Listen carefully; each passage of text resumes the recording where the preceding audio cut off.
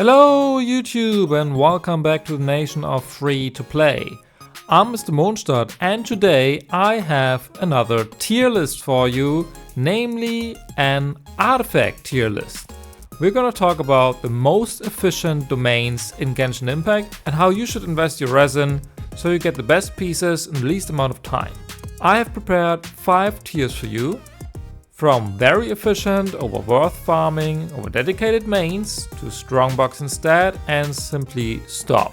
Also, if you like this video and want to see more videos like this, please leave a like or subscribe to the channel as it would really help me out a lot. Thank you so much. Let's get right into the video.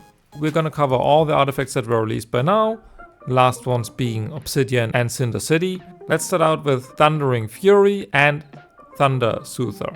Especially early on, it's not a bad domain to farm, but what you're actually farming for is Thundering Fury.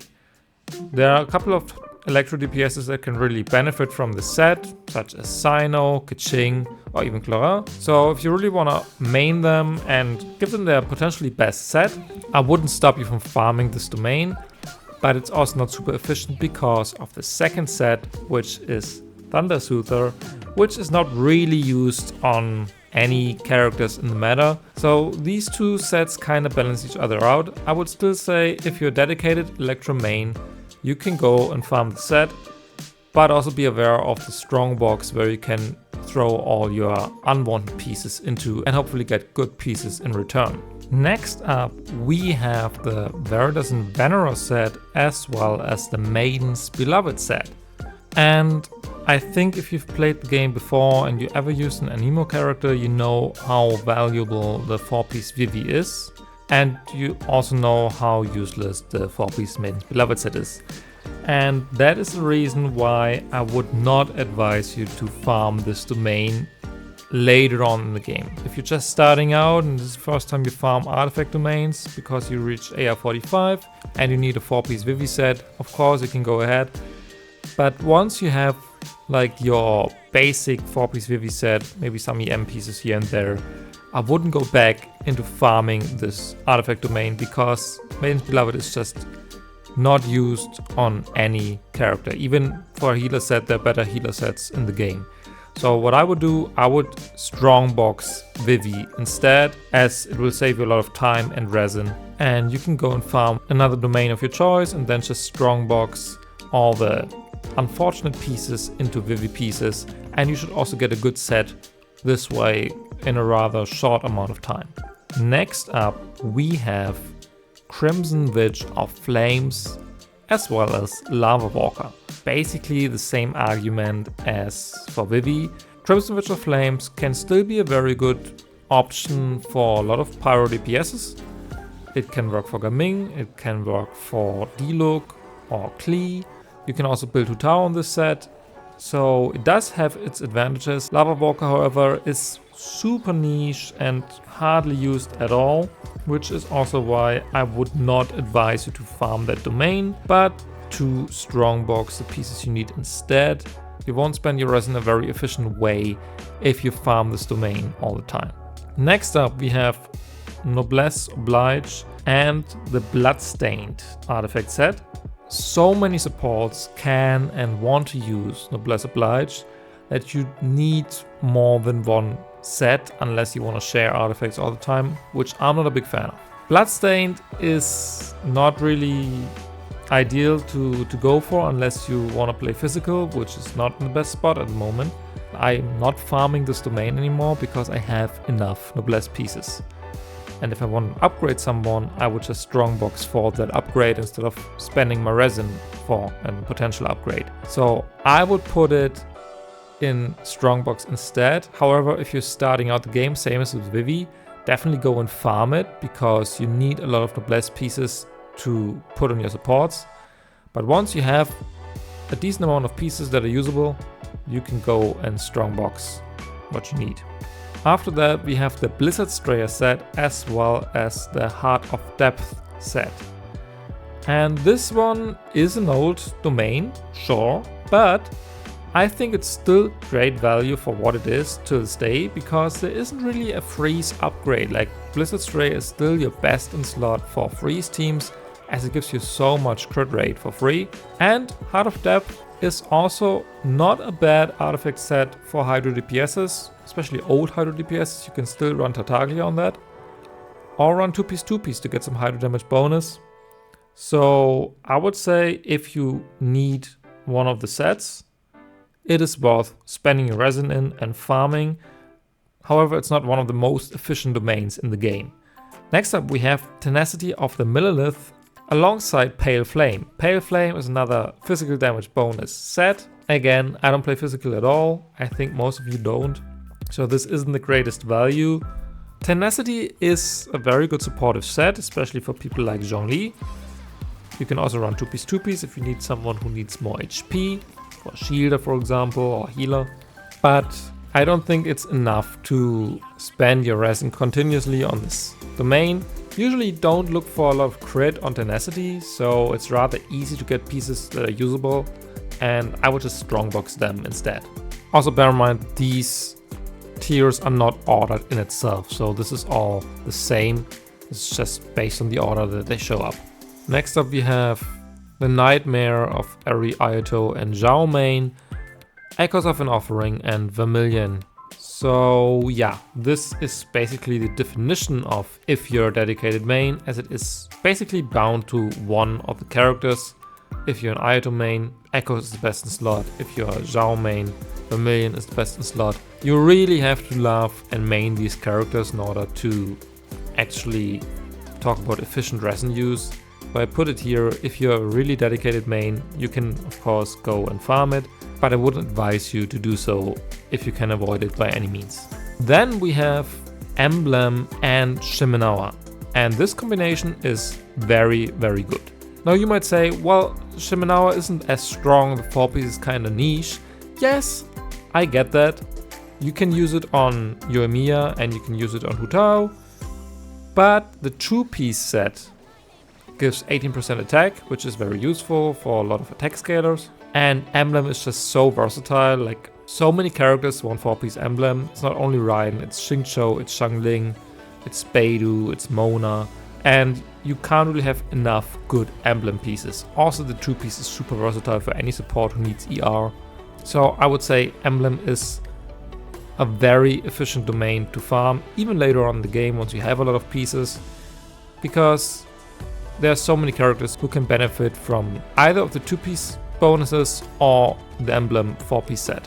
Then we have Husk of Opulent Dreams and the Ocean Youth clan. I know that this looks pretty niche, but I think any defense scaler kinda wants to use Husk. It's not only Ito, you can also run as a DPS Kiori, Goru, Yunjin, like anybody who wants a lot of defense and scales off that really wants to run the set. And Ocean Youth Clan is niche, but I think it's one of the better healing sets in the game, so it's not really a waste if you get a 2-piece or a good 4-piece set of that. So I would argue if you actually need Husk, there's nothing wrong in farming that domain.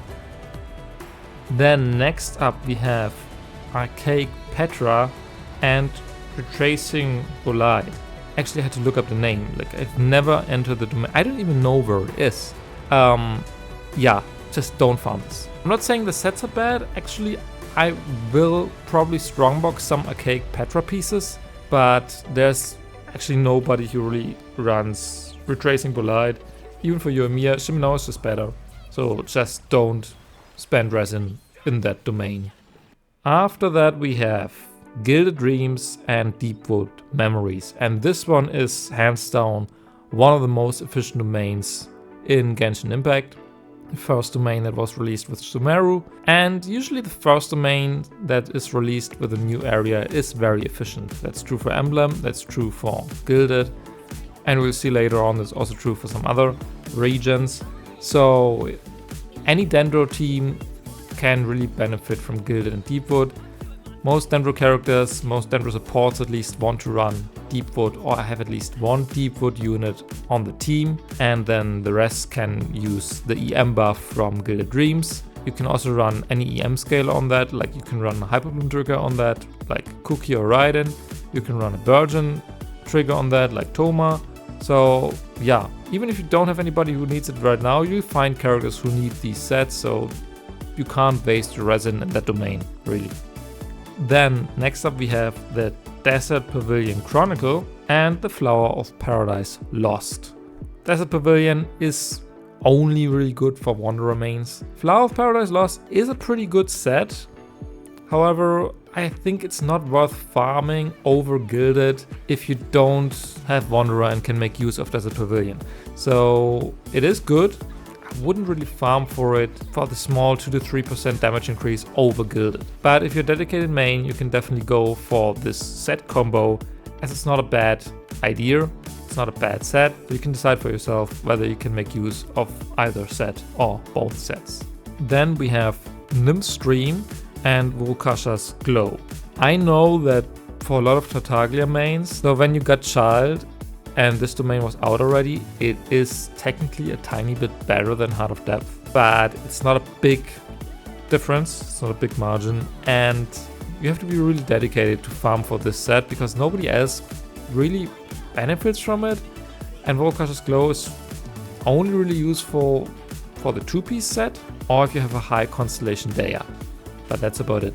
So I wouldn't go and spend my resin here if I can avoid it somehow. Then we have the Marechaussee Hunter and the Golden Troop artifacts. And again, same pattern. Like the first artifact domain that was released in Fontaine is a very efficient artifact domain. Basically, if you have Arena, you can run anybody on Marechaussee. Other than that, it's the best in slot for Gaming, it's the best in slot for Neviette, it's the best in slot for Linné, it's the best in slot for Risley, you can even run Zhao on it. And Golden Troop is good for anybody who has an off-field skill damage unit. Like Fischl, yeah, Miko, Farina, Kiori, they all want to run Golden Troop, so it's very versatile, very efficient, and you can't really go wrong in farming this domain. Then we have Nighttime Whispers and Song of Days Past. The thing here is that other than Navia, nobody really wants to run this set, and Song of Days Past is another healing set. It's not a bad set, so you could run maybe Chevrus on that, or even Cloud Retainer is an option, but Navia is basically the only one who really wants to use this set. So I would say if you're a dedicated main, yes. Other than that, don't enter the domain. Like, I've never claimed from the domain personally because I don't have Navia, so there was no point for me. Following up with Arlecchino's signature set and also Emily's, Unfinished Reverie and Harmonic Whimsy are good for the characters they are designed for, but you have to have those characters to make use of it. I think actually the Whimsy is less efficient than Emily's signature set, because Whimsy, who's it for? You can run an Arlecchino, yes, but you can also run Gladiator, and you probably have a decent set by now, and it's only a very small damage increase if you run Whimsy. And you can also run Clarin on that, but personally I think Clarin is better off with Thunder and Fury. So it's not really super efficient to farm that. If you also have Emily, of course, this is a different option. And you could also put Unfinished Reverie on cryo DPSs in reverse melt teams. Like Ayaka, Risley, even Ganyu could work with this set, but it's a very niche build and therefore it's also a niche domain. So yeah, just put it in dedicated mains because you don't really want to enter the domain unless you have one of the characters that can really benefit from having the 4-piece bonus. And then last but not least, because we're not gonna raid Wanderer's Troop and Gladiator because you can't really farm for that, we have the new Natlan artifact set, Obsidian Codex and Cinder City. And this is again one of the most efficient ways you can spend your resin. If you count artifact farming as spending resin efficiently at all, this is super useful for anybody who's from Natlan, as Obsidian Codex gives you 40 crit rate for free and Cinder City gives you 40% damage bonus for free. These sets will make any unit from Natlan at least decent, if not great. I strongly advise you to have enough pieces to at least equip a couple of Natlan characters on these artifacts. And that is it. That is the full-on resin efficient artifact domain tier list. What you should farm for, what you should not farm for. Again, this is my personal opinion. Let me know whether you agree with me in the comments down below. Also let me know what is the domain you spend the most resin on since you started playing the game. For me it's probably Emblem and Shimenawa, to be honest. I hope this video will help you in spending your resin as efficiently as possible and you're not wasting hours and days and weeks on the wrong domain. Make use of the strongbox, it's a good tool if you know what you're looking for. If you like this video, please share, comment, leave a like or subscribe. It would really mean a lot as it boosts the algorithm. Also, if you like this video, maybe watch another one, as this is how the algorithm works. Thanks again for watching and I'll see you guys in the next one. Bye!